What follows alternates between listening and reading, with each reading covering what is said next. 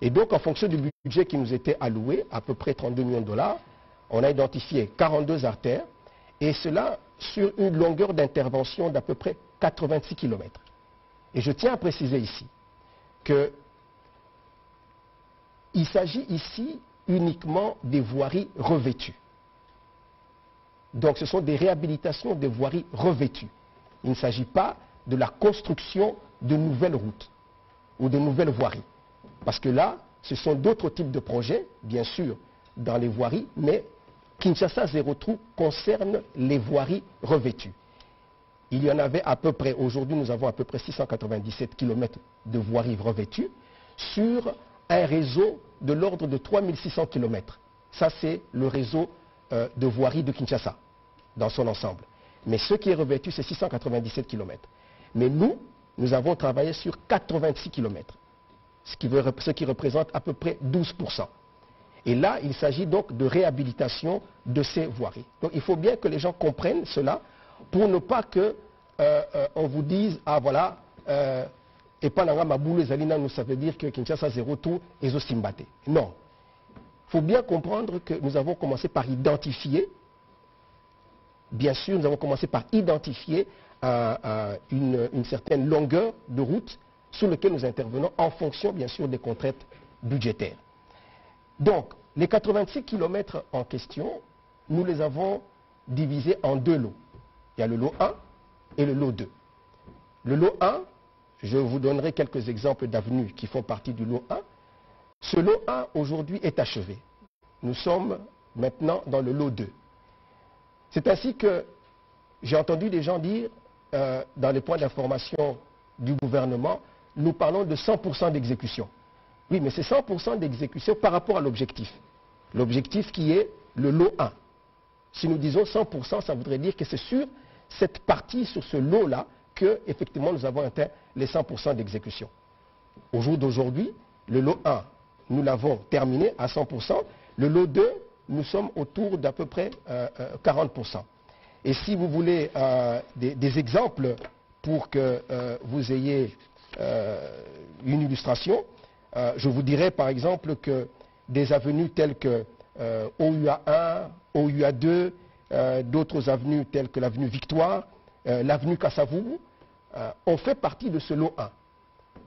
Et d'ailleurs, si vous êtes friand des réseaux sociaux, je crois que vous avez dû voir à un moment donné des images où j'étais en train de rouler à moto sur l'avenue Kasavubu, une avenue partie qui était un tronçon qui était fortement dégradé, à hauteur du marché central. C'était avant que nous puissions effectuer ces travaux. Aujourd'hui, si vous passez sur ce tronçon-là, sur cette section-là, vous verrez qu'aujourd'hui, elle est achevée, elle est terminée parce que nous l'avons bétonnée. Donc, l'avenue Kasavubu, quand nous disons l'avenue Kasavubu, il s'agit de sections. Il ne s'agit pas de prendre la route sur toute sa longueur. Nous identifions les sections dégradées et c'est sur ces sections que nous intervenons. Donc, Kinshasa Zéro Trou, c'est un peu ça. Alors, j'ai répondu une fois à une question, parce qu'il y a une personne qui me posait la question de savoir, mais finalement, Kinshasa Zéro Trou se terminera quand? Vous avez commencé, ça se terminera quand? Je leur ai répondu en disant, tant qu'il y aura des trous, Kinshasa Zéro Trou continuera. Kinshasa Zéro Trou est aussi là, Mukoloma Boulupe est aussi là, na Kinshasa. Et c'est tout à fait normal parce qu'il faut savoir qu'une route a une durée de vie. Lorsque une route est construite, elle se dégrade avec le temps. Et bien souvent, et là j'aborde peut-être un autre aspect, c'est la problématique aujourd'hui des assainissements. Vous savez que sur chaque route, il y a des caniveaux qui doivent être construits. Lorsque les caniveaux ne sont pas entretenus, vous voyez comment, malheureusement, dans la ville de Kinshasa, nous utilisons les caniveaux comme des poubelles. Les caniveaux se remplissent, les eaux de pluie se déversent sous la route, et le premier ennemi de la route, c'est l'eau. Et donc il y a des dégradations qui apparaissent beaucoup plus rapidement, et donc nous devons réintervenir pour pouvoir régler ces problèmes.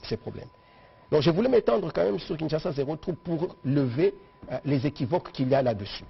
Donc c'est un programme de réhabilitation qui est un programme qui se veut être une ambition de notre gouvernement et qui donc il va continuer. Il y a une phase 1 et j'annonce que la phase 2 va commencer et qui va intégrer d'autres tronçons tels que l'avenue Ma Campagne, D'ailleurs, nous avons anticipé là-dessus.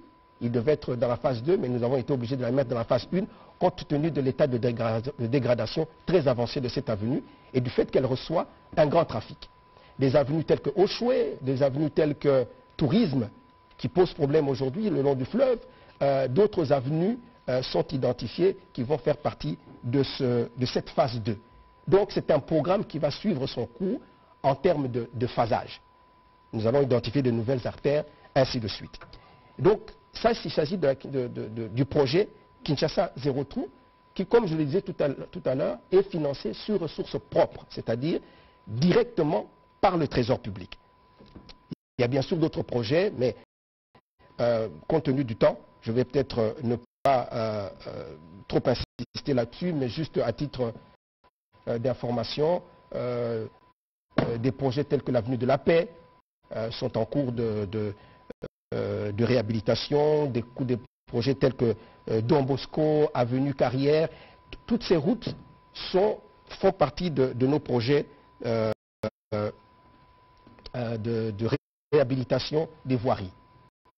Alors, un autre projet important dont je voulais parler, c'est le projet de désenclavement du camp Luka.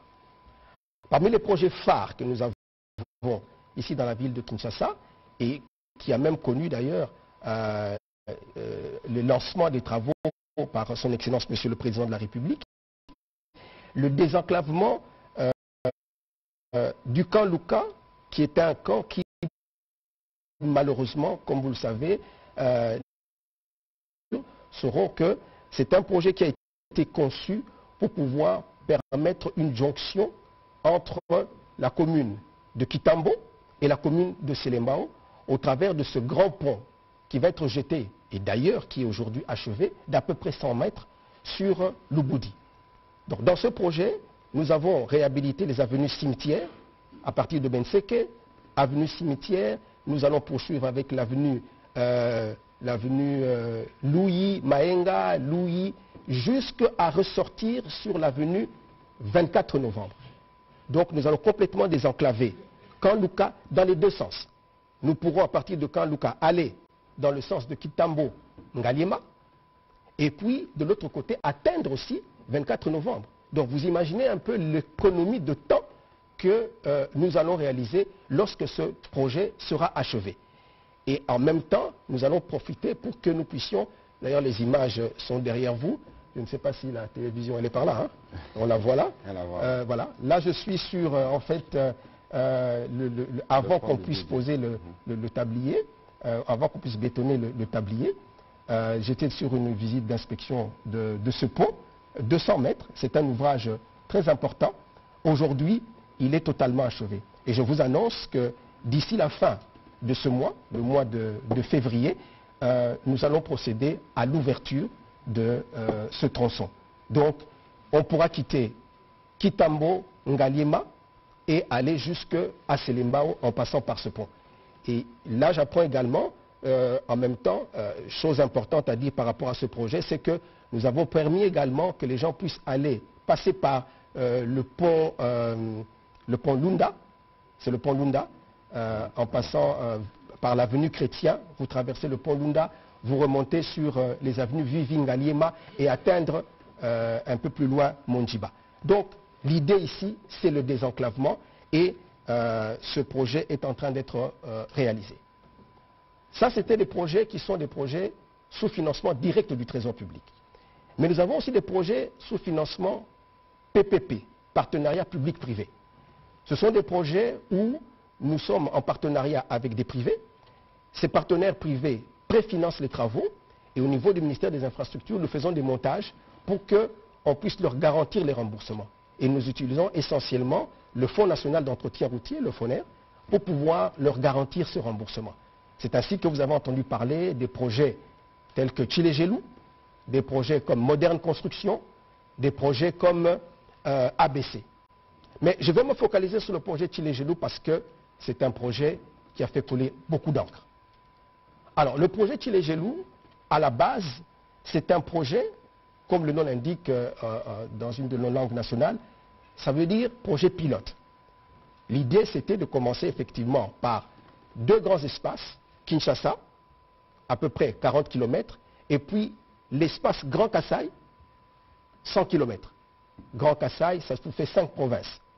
35 km Kasaï central, 25 km Kasaï oriental, Chikapa également 10 km, Lusambo, ainsi de suite. À peu près 100 km. Donc c'était ça le projet pilote qu'on appelait Tshilé-Gelou. Alors, ce projet, comme je le disais, c'est à 40 km ici au niveau de Kinshasa, et puis au niveau de l'espace Kasaï, 100 km. Au jour d'aujourd'hui, je pense que vous avez suivi l'information, nous avons résilié le contrat pour ce qui concerne l'espace Kasaï avec l'entreprise qui avait gagné le marché Trexet. Pour la simple raison que nous ne pouvons pas accepter que les délais contractuels qui étaient assignés à l'entreprise soient totalement et largement dépassés. Le ministère a dû intervenir pour dire vous n'appliquez pas, vous ne respectez pas vos engagements, vous ne respectez pas vos contrats, et donc nous mettons un terme. Parce que nous avons constaté que la production, le taux d'exécution était vraiment trop bas par rapport aux attentes.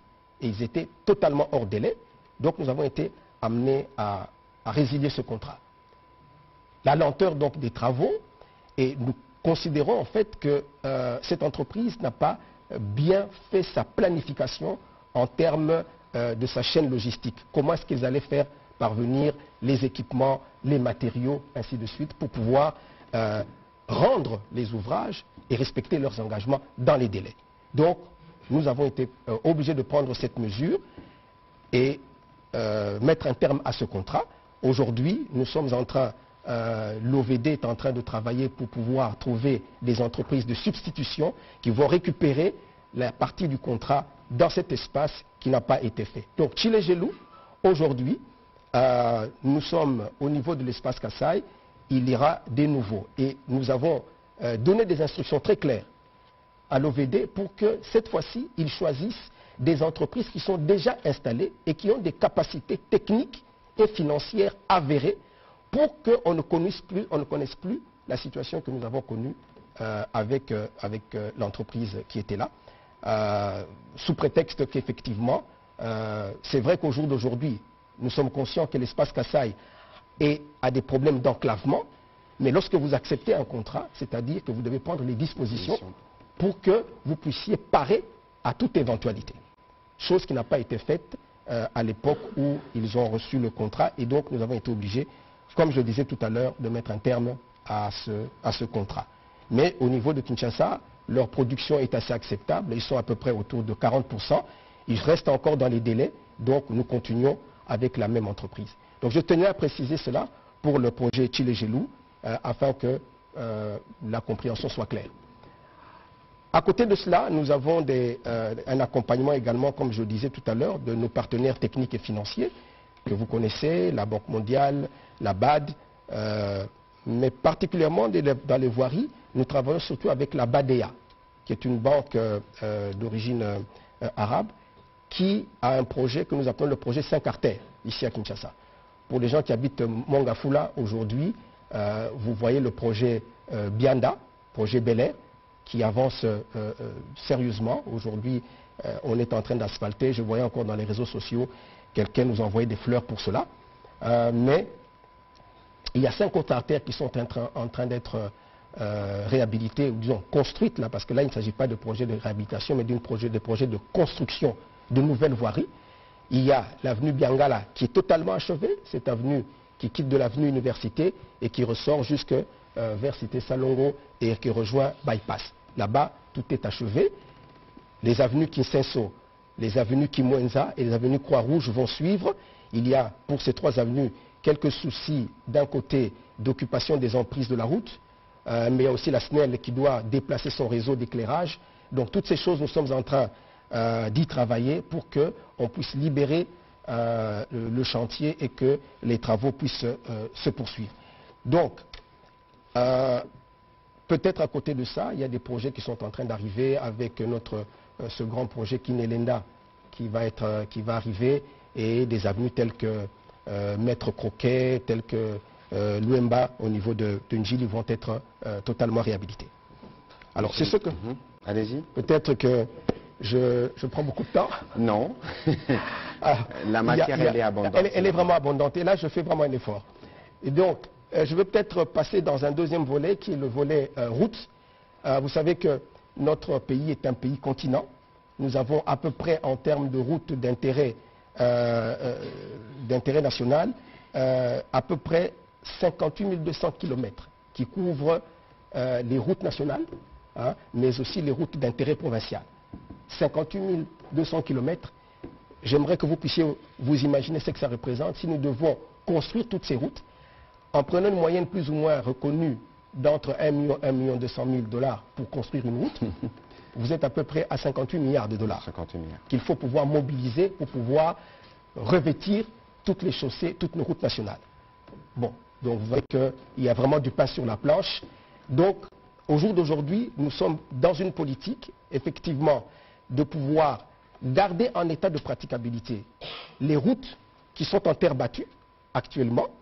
Ça représente à peu près, on va dire, 95% de ce réseau.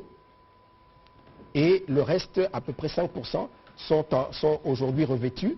Mais nous y allons progressivement avec des priorités qui sont très clairement fixées. Nous commençons par la route nationale numéro 1.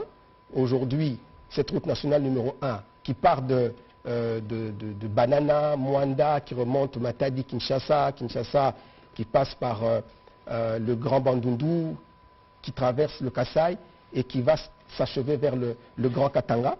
Nous sommes aujourd'hui à peu près autour de 2000 km qui sont pratiquement revêtus et à peu près 1000 km qui ne le sont pas. Parce que nous travaillons, bien sûr, il y a des tronçons qui sont sous concession et d'autres tronçons qui sont aujourd'hui construits par nos partenaires techniques et financiers. Mais compte tenu du temps, je ne vais pas tellement entrer en profondeur là-dessus. Il y a des projets sur la route nationale numéro 2 qui sont en train d'être faits. Aujourd'hui, nous sommes en train de finaliser ce projet qui va quitter de Mbuji-Mayi jusqu'à Bukavu et puis qui va continuer aussi dans la partie nord jusqu'à atteindre Beni. Mais nous allons commencer d'abord par le tronçon entre Mbuji-Mayi et plus ou moins autour de Lubao et puis de Bukavu à Goma, ainsi de suite. Alors, la RN3, la RN4, nous avons signé un contrat avec une entreprise étrangère pour faire moderniser la route entre Kisangani et Beni, à peu près 750 km. Donc autant de projets qui sont là, pour lesquels des contrats sont déjà signés et la mobilisation de financement est en cours. Donc je voudrais me résumer là-dessus parce que le temps bien sûr nous manque. Nous avons ici des projets de ponts là-dessus, dans ce secteur-là. Nous venons de recevoir à peu près 44 ponts qui vont être déployés, 60 sont en cours de route. Et donc nous avons, que ce soit dans les ponts, que ce soit dans les bacs, nous réhabilitons les bacs pour les endroits où nous avons des bacs pour pouvoir faire des traversées de rivières. Et donc, peut-être que je vais m'arrêter là pour les routes. Le troisième volet, c'est le volet sur la lutte anti-érosive. Notre pays, malheureusement, est un pays, du moins dans certains espaces, dans certaines zones de notre pays, qui est fortement sujette aux érosions. Essentiellement Kinshasa, l'espace Bandundu, l'espace Grand Kasaï et l'espace Grand Équateur. Ce sont ces 4 grands espaces qui sont vraiment sujets aux érosions. Je vois l'image qui est en train de passer, c'est le problème qui est survenu sur la route nationale numéro 1, un peu ici au-dessus de... comment on appelle cet endroit Matadi-Kibala. Matadi-Kibala, exactement, où il y avait eu rupture courant du mois de décembre. Et il y a eu vraiment une pluie diluvienne, une pluie exceptionnelle qui est liée au problème de bouleversement climatique, de changement climatique, qui ont fait que nous avons connu des pluies mais vraiment diluviennes. Et donc, je disais que la question de la lutte anti-érosive est une question qui nous préoccupe beaucoup. Elle nous préoccupe beaucoup parce que elle nécessite des moyens énormes, des moyens colossaux lorsqu'il faut lutter contre les érosions. Et pourtant, des pratiques qui devraient être apprise par tous, nous permettrait d'éviter cela. Aujourd'hui, les gens construisent à des endroits où ils ne devraient pas construire, ce qu'on appelle les zones non edificantes. Sur les pentes collinaires, les gens construisent, et construisent en matériaux non durables et sans respecter les assainissements. Quand vous ne respectez pas les assainissements, conséquence, dès que les pluies viennent, eh ben, tout ce que vous avez fait est emporté. C'est ce qui s'est passé effectivement sur cet événement qui s'est produit sous la route nationale numéro 1. Je tiens beaucoup à parler de cette affaire de lutte anti-érosive parce que aujourd'hui, dans la ville de Kinshasa particulièrement, parce que c'est là que nous sommes, nous constatons beaucoup de problèmes de construction anarchique. Tout le réseau que nous sommes en train de construire, d'assainissement, déjà que nous rencontrons un problème peut-être naturel de démographie. La ville de Kinshasa avait été construite pour à peu près 400 000 habitants. Et donc, le réseau de drainage était adapté à peu près à 400 000.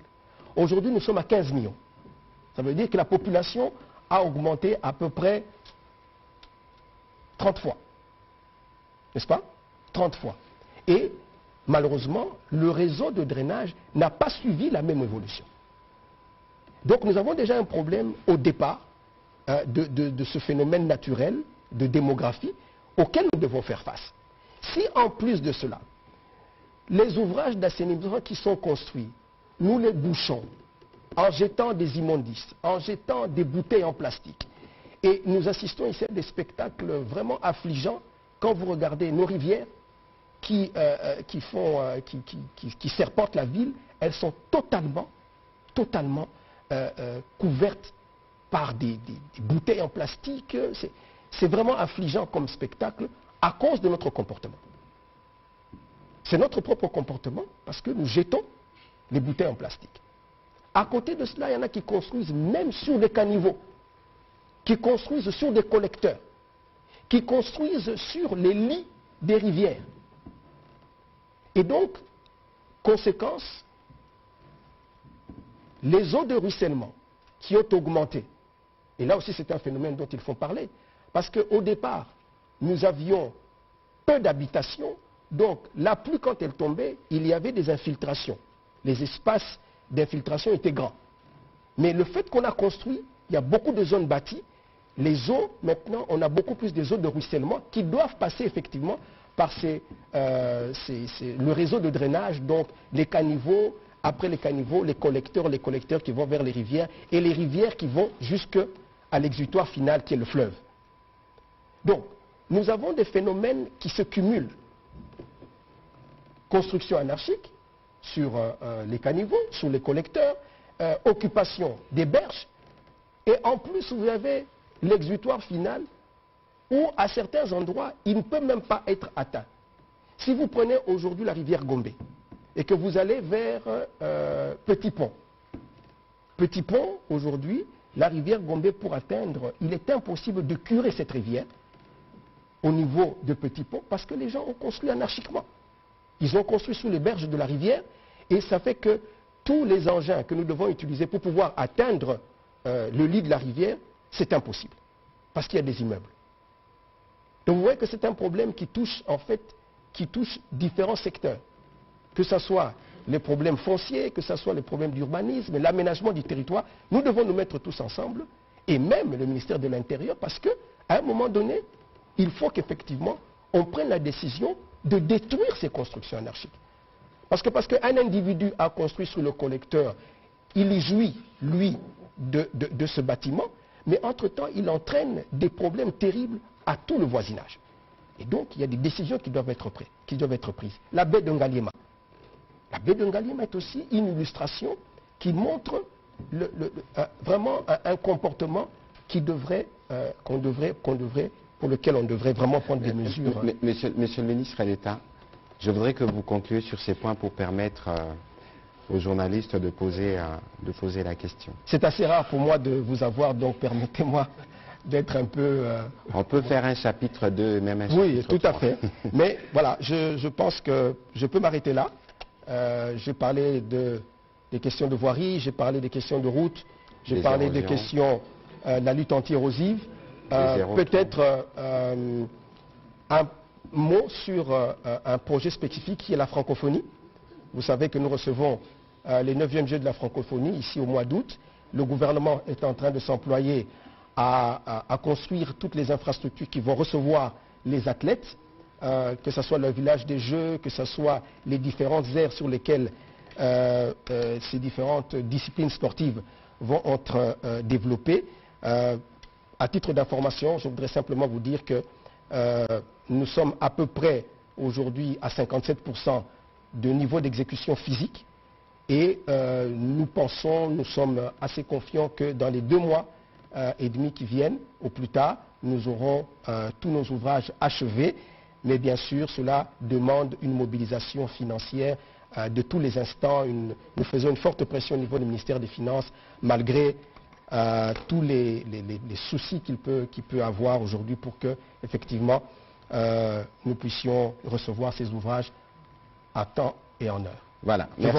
Merci beaucoup, monsieur le ministre d'État. C'était l'introduction la plus longue, mais c'était nécessaire parce que vous parliez des 2 345 000 km², un pays-continent, et je pense que je dois vous envier pour votre connaissance de la géographie du pays. On espère que vous nous partagerez les cartes pour savoir où se trouve la nationale numéro 1, qu'est-ce que ça relie, la nationale numéro 2, c'est aussi cela la culture et la connaissance du pays. Monsieur le ministre d'État, parmi ceux qui vous avaient réclamé en premier au cours des derniers briefings, c'est monsieur Innocent Olenga. Nous ne sommes pas au Parlement, mais je lui offre les privilèges de poser la première question. S'il n'en a pas, j'en serai heureux, on passera à la deuxième.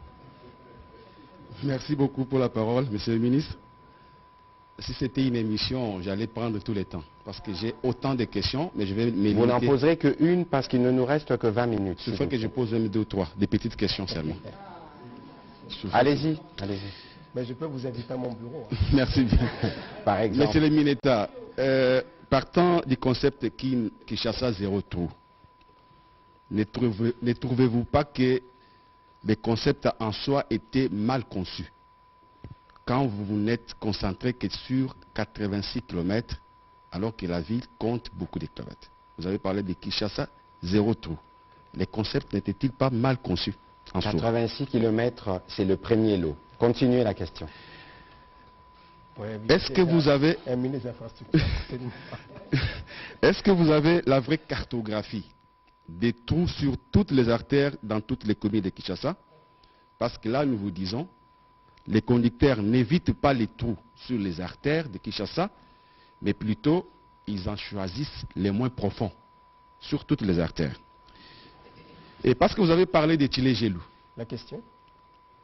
Je vous demande si vous avez la cartographie de tous les trous sur toute la ville de Kinshasa. Parce que vous avez parlé de Tilé-Gelou. Sur les 10 km ou 15 km prévus chez moi à Lusambo, rien n'est fait. Vous avez résilié les contrats avec CREC 7. De quelle manière cette entreprise va-t-elle réparer les préjudices? Est-ce qu'il n'y a pas de clauses qui l'ont prévu dans les contrats? Merci. Sur l'aéroport, s'il vous plaît. Vous voyagez beaucoup dans le monde, mais j'aimerais rester en Afrique pour vous demander comment vous sentez-vous lorsque vous descendez, par exemple, à l'aéroport de Johannesburg, à Nairobi, à Entebbe, à Addis Abeba, par rapport à notre aéroport international Ndili, qui n'a qu'une seule gate et un seul terminal. Merci. Qu'est devenu, la question, qu'est devenu des projets de construction du nouvel aéroport de Ndili dans un partenariat entre Exim Bank et la RVA et dont 20 millions de dollars sur les 54 millions exigés avaient déjà été déboursés par les trésors publics. Je peux me limiter là. Un petit record de questions. Monsieur le ministre d'État. Je peux y aller déjà? Allez-y, oui. D'accord. Alors, Kinshasa zéro trou, concept mal conçu. C'est ça votre première question. Eh bien, je pense que si vous avez suivi mes explications, vous ne devriez pas poser cette question. Parce que nous avons bien expliqué que Kinshasa zéro trou, c'est une ambition. C'est une ambition du gouvernement de s'attaquer de manière progressive à la problématique des embouteillages. Cette problématique des embouteillages a un volet qui concerne la réhabilitation de toutes les artères revêtues. N'est-ce pas? Nous avons identifié en fonction des contraintes budgétaires. Le budget qui nous était alloué, je l'ai précisé, c'était à peu près 32 millions de dollars dans la première phase. Et donc, nous avons identifié ce que nous considérions comme artères les plus urgentes à réhabiliter de la manière la plus urgente. Donc, nous avons fait cet effort, nous avons ciblé, nous avons identifié, tout en étant parfaitement conscients que ce n'était qu'une première phase, que ce n'était pas exhaustif. Donc, c'est pourquoi je disais tout à l'heure que tant qu'il y aura des trous, Kinshasa Zéro Trou va se poursuivre. Et j'ai même annoncé la phase 2 de Kinshasa Zéro Trou qui va maintenant intégrer des artères qui n'étaient bien sûr pas dans la première phase. Donc, la conception, c'est un défi que le gouvernement s'est lancé en disant nous voulons atteindre zéro trou à Kinshasa. C'est notre capitale, c'est le miroir de notre pays, donc il faut que nous arrivions à ce que toutes les artères soient dans un état de praticabilité impeccable. Donc c'est une ambition. Je pense qu'on se comprend. Alors, est-ce que nous avons la cartographie de Kinshasa? Bien sûr. La cartographie de Kinshasa, je vous ai dit que la structure qui gère le réseau routier ou le réseau de la voirie à Kinshasa, c'est l'Office de voirie et de drainage. Personne ne connaît mieux que l'OVD notre réseau routier, notre réseau de voirie ici à Kinshasa. Et donc, c'est avec ces structures-là, que ce soit les structures de l'OVD, que ce soit les structures de la ville, que ce soit les structures du ministère des Transports. Comme je vous dis, c'était à la suite d'une réunion où le Premier ministre, puisque nous étions regroupés autour de lui, il nous avait confié cette tâche. Et donc nous nous sommes retrouvés, nous qui sommes dans ce secteur-là, comme je vous l'ai dit, avec la ville, avec le ministère des Transports et nous-mêmes, l'OVD, pour pouvoir cibler les différentes artères qui vont faire partie de cette première. Donc la cartographie, nous la connaissons. Mais je peux comprendre l'impatience de la population qui, bien sûr, si vous sortez de chez vous et que vous voyez que chez vous, ce n'est pas encore arrangé, mais apprendre que du côté de Mbinza, c'est déjà arrangé, ça ne règle pas votre problème. Donc je peux comprendre l'impatience. Mais comprenez aussi, je l'ai dit tout à l'heure, Kinshasa ne se construira pas en un seul jour. Nous faisons de gros efforts pour rattraper un retard énorme que nous avons laissé s'accumuler au fil des années, malheureusement. Alors, le préjudice causé par CREC7. Bien, je pense que dans tout contrat, il y a les obligations des parties. Et ces obligations des parties, ce sont des devoirs, il y a, si vous voulez, des conditionnalités pour rompre le contrat et les conséquences par rapport à cela. Alors, je n'ai peut-être pas à l'esprit ce qui était prévu dans le cadre de ce contrat comme conséquences financières ou autres, mais je pense que l'OVD, qui est le maître d'ouvrage délégué et qui a signé ce contrat, va se charger de la question. Alors, comment je me sens lorsque j'arrive dans les autres aéroports? Effectivement, nous avons l'occasion de voyager quelques fois. Je dois dire que je ne suis pas fier. Je me sens, effectivement, comment je vais dire ça, investi de ce devoir, de faire même mieux que ce que je vois là-bas. Vous avez parlé de Johannesburg, mais on peut parler de l'aéroport aujourd'hui, comment ça s'appelle, Éthiopie. En Éthiopie, à Addis Abeba, le Kenya aussi. Et donc, quelque part, ce sont des défis que nous devons nous lancer. C'est pourquoi le gouvernement, notre gouvernement, aujourd'hui, est en train de faire un montage. Nous sommes en train de faire un montage avec des véhicules financiers que nous avons mis en place pour que, dans le cadre d'un partenariat public-privé, nous puissions effectivement avoir un aéroport à la dimension et à la hauteur de notre capitale. Kinshasa est une grande capitale et se doit d'avoir des aéroports effectivement qui correspondent à sa dimension. Donc, je vous demande juste un peu de patience. Voilà, on va prendre toutes les questions, on les prendra en une série parce que nous devons faire une économie de temps. On va commencer par Blaise Aïnda et puis ce sera Madame Rachel Kitita. Monsieur le ministre Guissaro, ma question porte sur la voirie au niveau du moins, les routes nationales. On vous a vu au devant de la scène par rapport au groupe européen de développement avec la route Kasomeno, Kasenga, Tchaloué. On en est où? Parce que c'est un partenariat avec la Zambie. Et puis une deuxième question, c'est lié à la route qui mène de Bukavu vers Uvira, Bukavu vers Chabunda et ainsi de suite, puisque ça mène vers Uvira. Vous savez que nous sommes affectés par la situation de guerre qui sévit en République démocratique du Congo. C'est un peu gêné de les dire, hein, mais vous êtes du Sud Kivu, vous êtes Mouniamouling, si on peut le dire ainsi. Qu'est-ce que vous avez comme lecture? Parce que les gens voudraient bien que l'on comprenne, vous, comment vous vivez cette situation en étant au gouvernement et au regard de tout ce qu'on a comme conséquence de cette guerre-là vis-à-vis de votre communauté. Vous pouvez y répondre directement. Là, vous sortez du secteur des infrastructures. Si J'en profite, ce n'est pas tous les jours qu'on vous a, monsieur le ministre. Vous devez revenir plus souvent. Oh oui. Rachel Kitita a enchaîné. Comme il a enregistré les questions, il pourra y répondre. Allez-y, Madame Kitita, s'il vous plaît.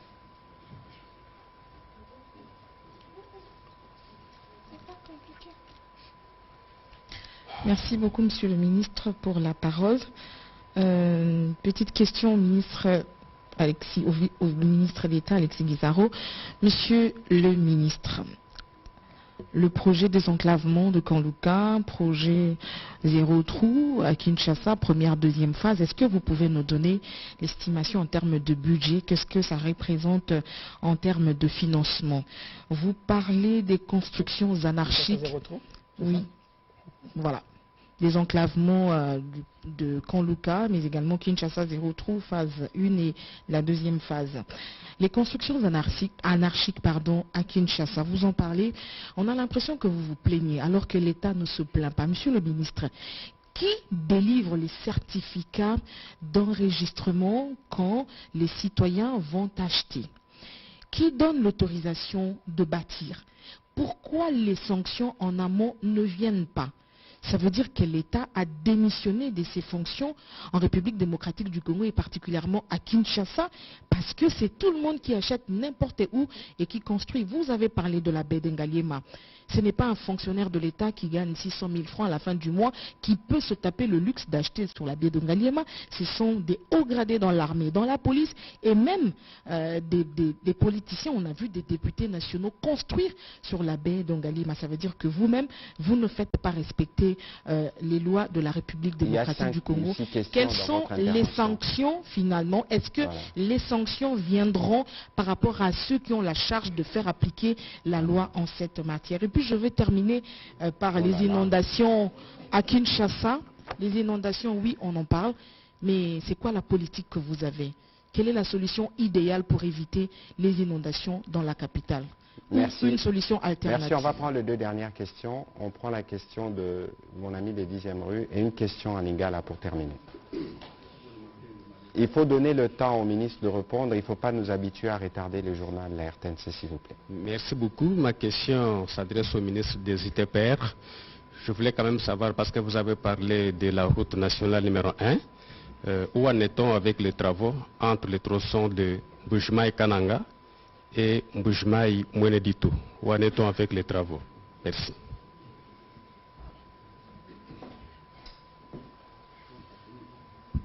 Merci beaucoup, monsieur le ministre. Juste une petite question. Selon les spécialistes, le fleuve Congo, c'est aussi une route. Pourquoi votre gouvernement n'exploiterait-il pas le fleuve Congo, ne fût-ce que pour faciliter les déplacements du centre-ville vers l'aéroport? Merci. Merci. Fabrice, pour la dernière question en Lingala. matondi mingi ntoma Patrick Mouyaya, matondi mingi na ntoma Gisaro. Bayi Congo démocratique bakotuna mituna yenge bene na projet ya Kinshasa 02. Tomona kibino ko inaugurer pont au botongaki na Lemba au Bokaboni ya Lemba na commune ya Matete. Nzokande na zando ya Matete nzela oyo komema kino na Banunu. Et ça a kobeba makasi, ça fait 2 ans. Baimbo ko bazale koze na 03 wana bokanga yango. Mais kino lelo misale rosa de maté. Soki tozui maima bolobi ya kokire bakanivo na commune yanga bana Kianza. Batongi ndako construction na ndenge ya mabe et puis ezali pe kaka obe bino ba continuer botongi place wana. Lelo mvulo ebeti nde bandako ya bato etondi batindi ba message na ba video kotuna bino mokoloni ni bokita pe na ngaba kolongola basalite wana na province ya Bandundu bolobi 2 millions ya banzela obokotonga nzokande province wana bopesaki promesse ya reconstruire route oezui ba kolonga RN 1 pona kokota na Grand Bandundu. Si lelo nzela wana ezali kosalema te na mai ndombe ata 1 km ya makadam ezalaka te. Merci. Merci. Dernière question en Swahili. Asante waziri, swali langu ni kufahamu zaidi mashariki ya Kongo kuna hiyo vita na moja ya sababu inazofanya kuchochea hali hiyo yaendelee ni pia barabara. Barabara pia inachochea hiyo ukosefu wa usalama kwa sababu kuna mara jeshi la taifa linasubiri vifaa lakini barabara inasababisha vifaa visifike haraka. Kuna pia uhusiano wa kibiashara kati ya nchi za Jumuiya ya Afrika Mashariki ambao nilikuwa sehemu ya mashariki na waza kuna miezi mitatu walilalamika kwamba biashara vyao wanashindwa kufikisha Jamhuri ya Demokrasia ya Kongo kwani kuna wale wanatoka Tanzania hadi Kisangani kwa njia barabara kupitia Ituri. Inaonekana kama njia inaendelea kuwa mbovu. Kwa nini mnazingatia zaidi barabara za miji mikuu na kuachilia nchi za barabara za vijiji? Merci, Monsieur le ministre d'État. Désolé d'avoir enregistré ces questions en série parce que nous faisons une économie du temps. Je vous demanderai de prendre 10 minutes pour répondre à toutes ces questions. Bien, bien. Alors, vous reviendrez en phase 2. Je reviens en phase 2. Oui, briefing 2, comme il y a beaucoup de questions. Alors, Kasomene Tchaloué. Kasomene Tchaloué, effectivement, c'est une concession que nous avons signée avec un partenaire privé. Pour l'instant, au stade actuel, nous sommes encore dans la phase de structuration du projet. Le contrat est signé. Nous avons déjà réalisé à peu près 11 km de travaux d'ouverture, pratiquement au niveau de Tchaloué, pour pouvoir atteindre la rivière, justement là où le pont va être posé. Donc, d'ici le mois de mars, nous avons notre équipe qui va se déplacer pour rencontrer les gens de cette entreprise pour les derniers réglages. Donc ici, il faut savoir que c'est un projet que nous soutenons énormément parce qu'il permettra une économie importante en termes de distance à parcourir. Vous savez, ça permet d'économiser à peu près 400 km. Au lieu que les gens descendent jusqu'à Kasumbalesa, ils pourront piquer par Kasomeno Tchaloué et réaliser ainsi des économies. Donc c'est un projet qui est en cours. Les contrats aujourd'hui sont signés. Nous attendons le début de travaux. La mobilisation financière, vous savez que lorsque l'on signe un contrat de ce type, on accorde toujours un certain délai à l'entreprise pour pouvoir se mobiliser en termes d'engins, d'abord en termes financiers, mais aussi en termes d'engins. Donc, ayez vos apaisements, c'est un contrat qui est suivi, c'est un projet qui est suivi et c'est un projet qui va commencer d'ici peu. Alors, sur la RN5, vous avez insisté sur le fait que la RN5 aujourd'hui c'est une situation qui... RN5 relie quelle province? Alors la RN5, pour votre information, elle relie la ville de Bukavu à la ville d'Uvira en passant par les escarpements de Ngomo. Malheureusement, au jour d'aujourd'hui, ce passage au niveau des escarpements pose de sérieux problèmes, surtout en temps de pluie. Alors, nos populations sont obligées de passer par le Rwanda pour pouvoir atteindre Bukavu. C'est une situation qui préoccupe le gouvernement au plus haut point. C'est une question, je l'ai toujours dit, un problème d'honneur et de souveraineté. Aujourd'hui, nous avons de très sérieux problèmes avec le Rwanda, qui, comme vous savez, agresse nos pays au travers du M23. Donc, nous devons avoir des lignes qui soient, ou des routes qui soient, qui empruntent uniquement notre voie nationale. Et donc, nous avons positionné aujourd'hui, dans le cadre du programme Sino-Congolais, nous avons positionné cette route. C'est à peu près 40 km qu'il faut réhabiliter. 5 km ont déjà été réhabilités de Bukavu à Nyangezi. Il reste maintenant les 35 km qui permettront d'atteindre Kamanyola à partir de Nyangezi. Donc, c'est vraiment une priorité pour nous au niveau du gouvernement. Et croyez-moi, ce n'est pas de gaieté de cœur que je vous le dis.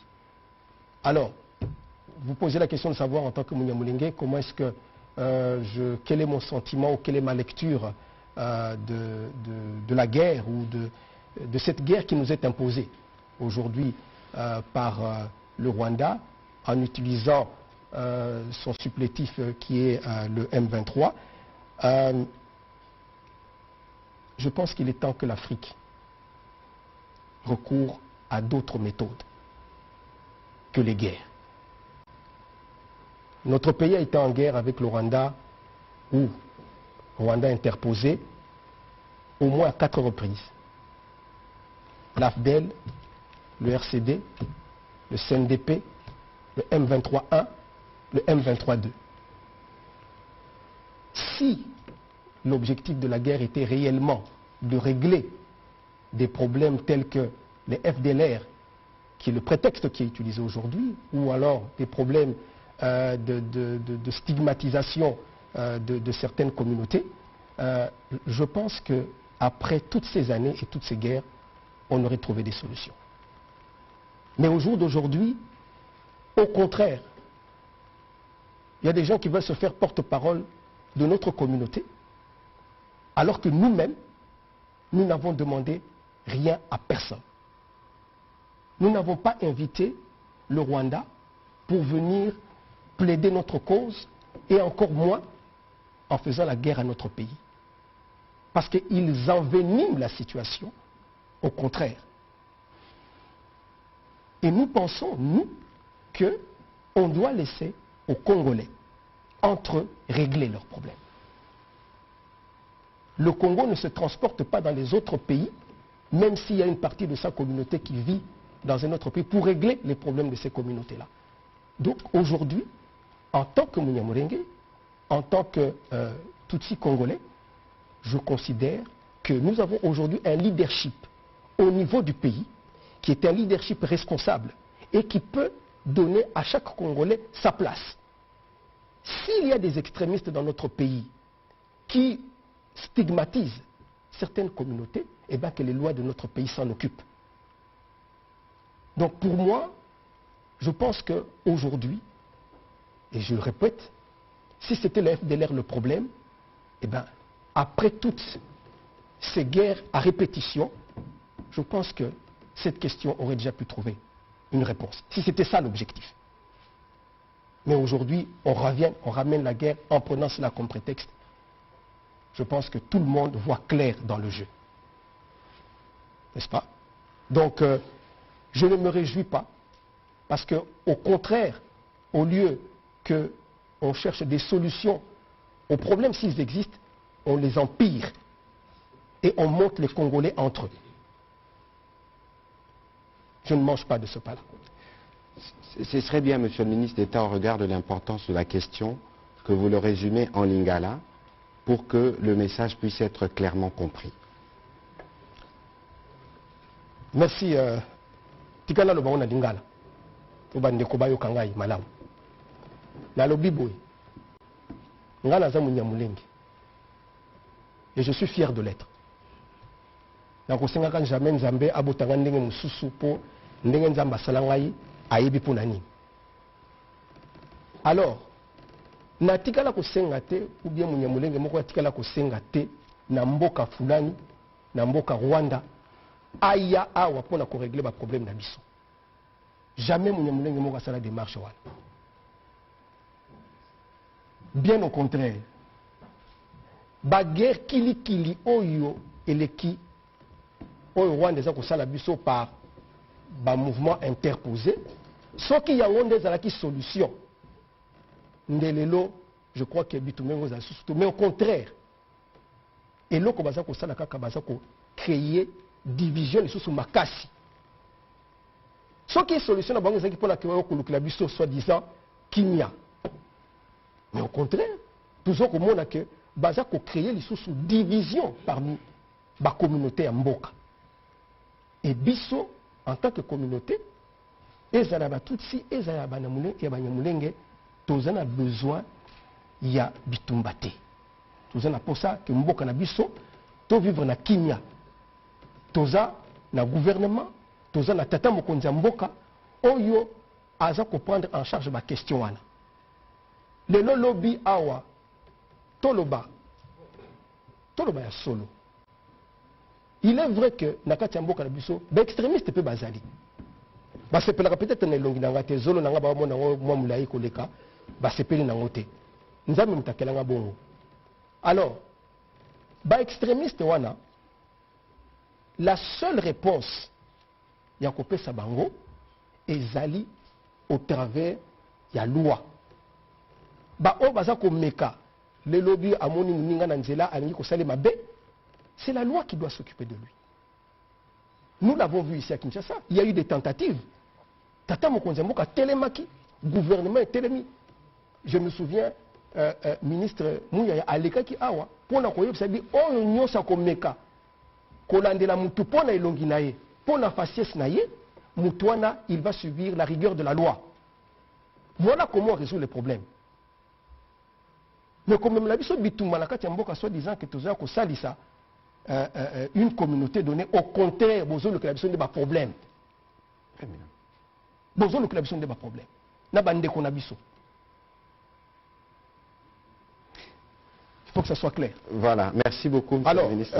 Bon, j'ai encore le temps de... Non, mais allez-y, on a peut-être 4-5 minutes. De toute façon, il y aura un match retour où on posera des questions. C'est pour la première fois d'ailleurs. C'est la preuve que la question des infrastructures est une question éminemment importante sur laquelle nous reviendrons dès que votre disponibilité le permettra. Peut-être très rapidement, construction anarchique, nous nous plaignons, Madame Kissita. Non, j'ai fait un constat, Madame. Un constat que n'importe qui peut faire. N'est-ce pas? Ça ne veut pas dire que le gouvernement a renoncé à ses responsabilités. Je pense que vous suivez ces derniers temps les démolitions qui sont en train d'être faites. Vous le suivez ici dans la ville. La responsabilité, effectivement, de la destruction de ces constructions anarchiques revient à la province de Kinshasa, la ville-province de Kinshasa. Et ils ont pris la question à bras le corps. Aujourd'hui, il y a des gens qui se plaignent. Moi, j'ai vu à la télévision, même des anciens politiques venir se plaindre, voilà, j'ai des documents, j'ai ceci, ainsi de suite, voici ce que... Non, il arrive un moment où il faut que l'État prenne ses responsabilités. Et nous sommes entrés dans cette phase-là parce que de manière très claire, avec des mots très clairs, le chef de l'État, le président de la République, a instruit que tous les ministres qui sont dans ce secteur, qu'ils soient de l'intérieur, qu'ils soient de l'urbanisme, qu'ils soient des affaires foncières, que s'il faut passer par des destructions de ceux qui construisent sur des zones non édificantes, eh bien, qu'on passe par là. Et la police nationale sera mise à contribution pour cela. Donc, on ne se plaint pas, madame. Il y a une volonté politique de pouvoir résoudre ce problème-là. Et croyez-moi, qui date depuis bien longtemps, bien des décennies avant notre arrivée. Bien avant. Mais c'est aujourd'hui que cette volonté politique s'exprime et qu'on voit effectivement des actions coup de poing pour pouvoir régler ces questions-là. Et nous allons continuer ainsi. Tous ceux qui ont construit sous les emprises des routes, ceux qui construisent sous les collecteurs, progressivement, l'État prendra ses responsabilités avec des sanctions. bien sûr. Alors, inondation, quelle politique?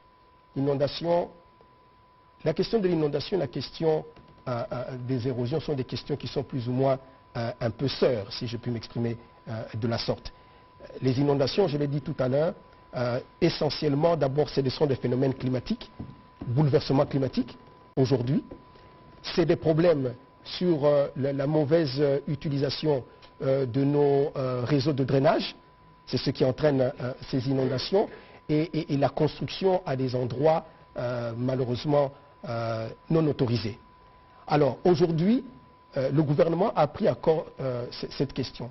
La solution idéale, c'est que nous puissions construire un nouveau réseau de drainage au niveau de Kinshasa. C'est-à-dire qu'il faut réétudier tout notre système. Parce que je vous l'ai dit tout à l'heure, 400 000 habitants, lorsqu'on construit la ville, aujourd'hui nous sommes à 15 millions. Donc, le réseau qui est actuel n'est plus adapté. C'est comme ça que le gouvernement, au travers de notre ministère, aujourd'hui nous avons commandé une étude au niveau de l'Agence congolaise des grands travaux, qui les a d'ailleurs rendus il y a au moins une semaine.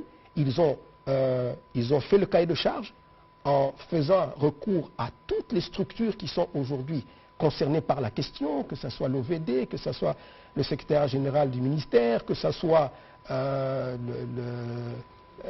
ministère de Transport, la cellule infrastructure. Tout cela se sont mis ensemble, ils ont aujourd'hui produit un cahier de charge. Ce cahier de charge va être, on va chercher, on va faire des appels d'offres pour pouvoir trouver un consultant qui va mener des études, mais des études précises, pour que demain nous ayons une solution idéale. Il y a des pays qui sont dans une situation pire que la nôtre, mais qui ont pris des dispositions. Le Japon aujourd'hui, c'est une île qui est sujette à ces questions-là, mais ils ont trouvé des solutions. Ça veut dire que c'est possible. Mais pour cela, ça demande que nous puissions mener des études approfondies sur la question. Et donc c'est ça la solution. Il y a bien sûr des solutions intermédiaires que nous pouvons faire, mais là, le temps nous manque pour pouvoir développer tout cela. Alors, Mbujimaï Kananga, Mbujimaï Moneditu. Si vous avez suivi l'actualité pour Mbujimaï Moneditu, je me suis rendu récemment dans cet espace pour pouvoir lancer les travaux de la deuxième phase.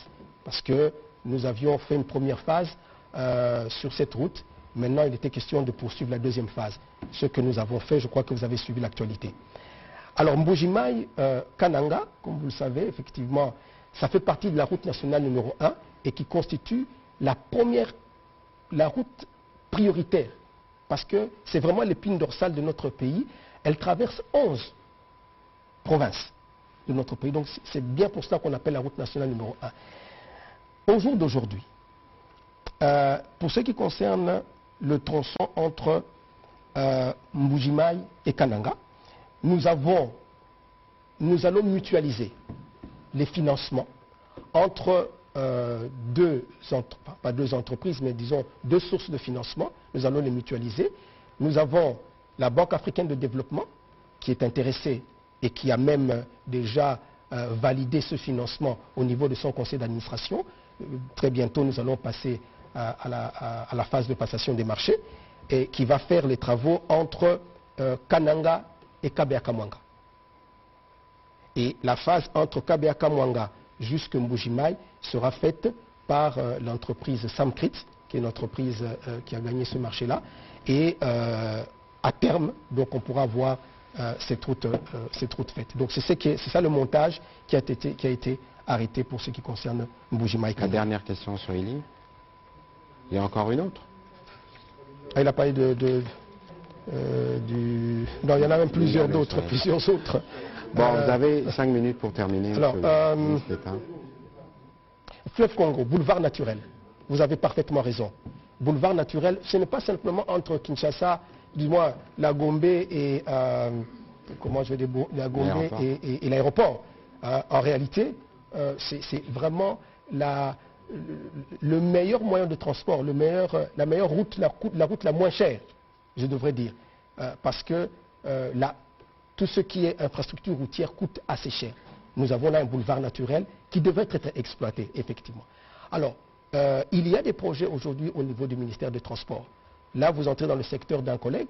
Je sais qu'ils sont en train aujourd'hui de réfléchir sur la mise à disposition de navettes. Je pense que ça va être fait par ferry, hein, par des ferries, pour que l'on puisse quitter la Gombe jusqu'au niveau de l'aéroport. Mais si vous voulez savoir, pas que au niveau du fleuve Congo, mais nous aussi, nous réfléchissons, parce que je crois que votre problème, c'est comment faire en sorte que nous puissions quitter la ville et atteindre l'aéroport le plus rapidement possible. Problème qui est un problème que nous connaissons tous. Aujourd'hui, je n'ai pas eu le temps d'en parler, mais nous avons lancé les travaux de Kulumba, de la route Kulumba, qui est la route qui quitte au niveau de Kingabwa et qui traverse jusqu'à atteindre Njili en passant par la partie de Kingabwa, disons la partie où il y a beaucoup de marécages. C'est à peu près, ça va s'étendre à peu près sur 5 km. On va construire un nouveau pont sur la rivière Njili d'à peu près 80 mètres. Aujourd'hui, le contrat est déjà signé. Donc, nous avons lancé les travaux. C'était au mois de décembre, je pense, qu'on a lancé les travaux. Bon, si vous avez suivi l'actualité. Donc, ça va être fait. Nous aurons des solutions tant de ce côté-là. Et même au niveau comment je dis, au niveau du boulevard Lumumba, nous allons faire une route dédiée. C'est-à-dire que nous allons faire avec des séparateurs, qu'une personne qui entre à partir de l'échangeur et qui pénètre sur la route dédiée ne pourra ressortir qu'au niveau de l'aéroport, pour pouvoir éviter toutes ces intersections qui ralentissent bien sûr les travaux. Donc c'est ce qui est envisagé et, sur la fluidité du trafic entre la ville et l'aéroport de Njili. Alors, curage des caniveaux sur Kianza. Bien, nous avons un programme aujourd'hui de curage. Pardon? Ezaki na Lingala? Ok. Alors, au Butuna na yo ezalaki koyeba soki programme ya curage et ko atteindre pe Kianza. Je pense à peu près. Nayebi ke na niveau Kianza ezana mwa problème ko dalo moko ezali wana oyo eposaka un certain nombre de problèmes. Mais na ngin oyeba que lelo tozwaki mokano biso en tant que ministère de l'infrastructure. Programme à curage, c'est ce programme peut-être que tous les 4 mois ou bien 6 mois. Les lots, tous confrontés à un problème, il y a bouleversement climatique. Tous qui m'ont été désormais, le curage à un niveau, systématiquement. Les lots, tous un programme, tous aussi ça pratiquement dans un mois, phase à Liboso, dès que aussi là, tous bandits les sous programme sous Yassika. Donc, il y a un programme systématique. Comme je le disais, moi, tout ça, la nuit, c'est un balamon qui est zaté. Tout ça, on soit un espace, un tronçon, mais sous oyo, tout ça, la phase oyo, mais sous ça, la phase oyo, kolanda. Mais, problème, na yo, oya curage, on a vraiment, zala, na kimia, le prochain programme, tout ça, ça, toroko makuna. Mais je crois que c'est un problème qui est connu au niveau OVD pour DG à Ibsa Kangaï, problème, wana. Province, il y a Bandundu. C'est pas une question sur la province du Bandundu? Non? Bon, on va passer, on y reviendra. Peut-être la dernière question en Swahili. Ndugu, naweza kama swali yangu iko bora sawa yako. Makari sana. Swali yako iko mie nilikubalia hapa Kinshasa. Donc niko na Kiswahili yenyewe inachangia wana Lingala na Francais kidogo, donc mais tutapima kujibia mulugha ya Kiswahili. Nawaza kama kipande ya jibu yangu nilisema mkifaransa kuhusu problème ulisema ya RN5. Nawaza ulisema mbitu RN5 ulisema bya RN5 nawaza sehemu ya mashariki toka Ituri huko naenda ngambo za Kisangani. Ituri Kisangani ou bien Beni Kisangani? Ituri Kisangani. Oui, Ituri Kisangani, effectivement, pale nawaza kama unaona kama ile njia wakati unafika ngambo za Irumu, ile fasi kukingali maproblème ya sécurité. Ndio maana tukingali na shida kidogo ya kumaliza ile njia. Lakini njia yenyewe kwa muhimu sana juu Kisangani nayo iko approvisionné kutokea nini tuseme commerce na Uganda inapitiaka pale. Leo watu bako wanapitia ngambo za Beni, wanatokea Kasindi banaingia Beni, banapita banaingilia pale jua kupanda Yulu, banapita ngambo za Nyanya, tout ça. Donc ile njia d'ailleurs gouverneur à province alituandikia juu ya kulomba ya kutuomba tumsaidie kumpatia franga kidogo juu ya kufanya ile kazi. Nawaza kama mukadre ya FONER, Fonds National d'Entretien Routier, tulimpatia franga kidogo. Sikumbuke tena le montant, mais je crois qu'il y a quelque chose comme à peu près 4 millions de dollars yenye tutapana juu ya ile kazi. Sikumbuke tena swali ya itakuwa ku deuxième phase. Match retour. Sawa, on va terminer, monsieur le ministre, un petit mot pour conclure. Eh bien, écoutez, j'aurais souhaité prendre plus de temps avec vous. Les questions des infrastructures sont des questions, je pense, centrales pour tout pays qui se veut un pays qui se développe. Et bien souvent, je vais terminer par cette anecdote qui dit que là où la route passe, le développement suit.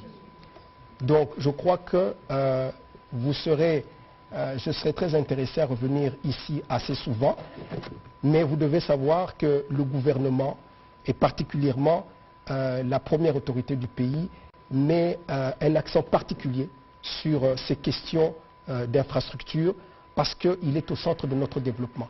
Même notre programme PDL 145 territoires, qui est un programme phare, ce programme ne peut s'accomplir véritablement que si il y a un programme d'accompagnement au niveau routier.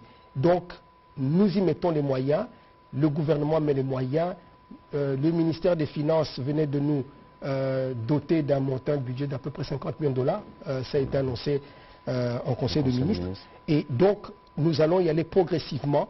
Il faut un budget beaucoup plus important que celui-là, mais des efforts importants sont consentis.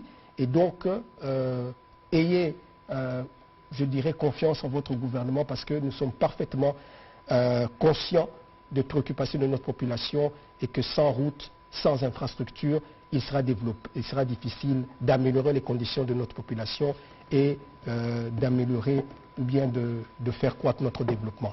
Donc, je vous remercie pour votre attention. Voilà, mais parce que vous avez parlé d'un proverbe, je vais terminer avec une phrase que je répète souvent. Vous pouvez tout nous reprocher, mais vous ne pouvez pas nous reprocher notre volonté de faire différemment. Et je pense qu'aujourd'hui, c'était un bel exemple. Merci à vous de votre participation et au match retour dans les jours qui viennent. Merci.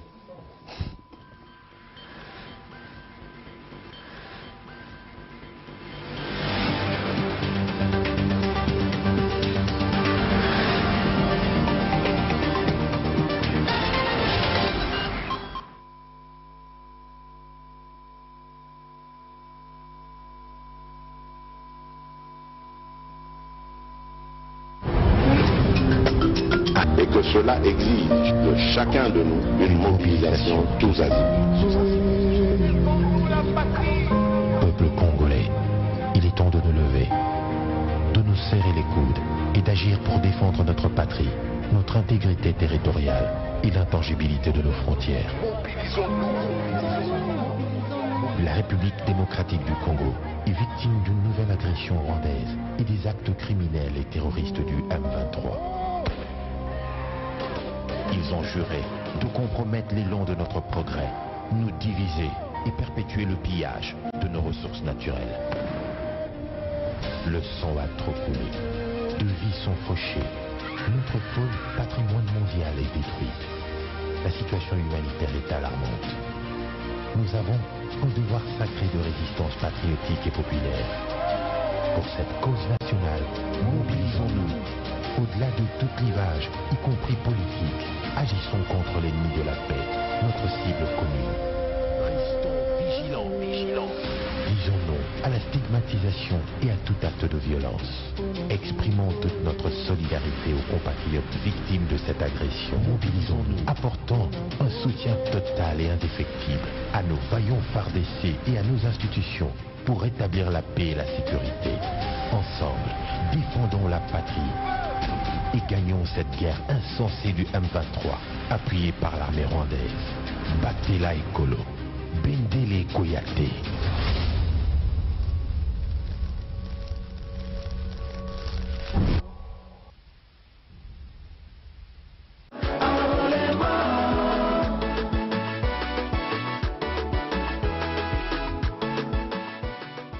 Mais moi je n'ai que 17 ans.